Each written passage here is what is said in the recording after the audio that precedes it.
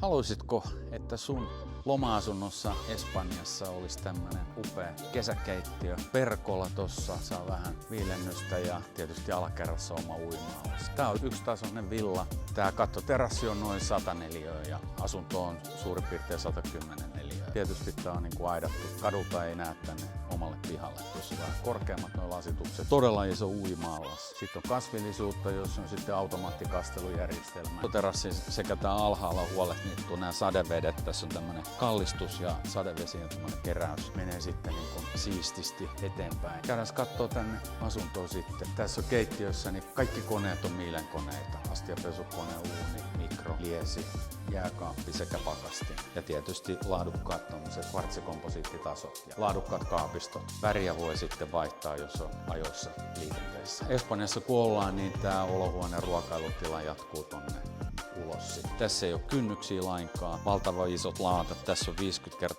100 senttiset laatat. Tässä on jatkossa mahdollista saada niin kuin 100 x 100 kokoisella lattialaatoilla. Tässä on asiakas tilannut tämmöisen toimistohuoneen itselleen. Sen lisäksi täällä on 2 makuuhuonetta. Mutta tähän toimistohuoneeseen on sitten laitettu tämmöinen sänky, joka tulee täältä kaapista ulos näin. Tässä on sitten master bedroom. Löytyy tietysti vaatekaapistot, jotka on tyylikkäästi laitettu ja oma kylpyhuone tälle 2 pesualtaalla. Näitä tehdään nyt tällä hetkellä pariin eri tontille, että yksi on tuolla Los Alcazaresissa ja toinen on täällä San Javierissa. Ja sama laatutaso tehdään myöskin tommoseen niin huoneistoihin, jos sitten niin pienempi huoneisto kiinnostaa. Jos tämmönen villa kiinnostaa, niin ota ihmeessä yhteyttä.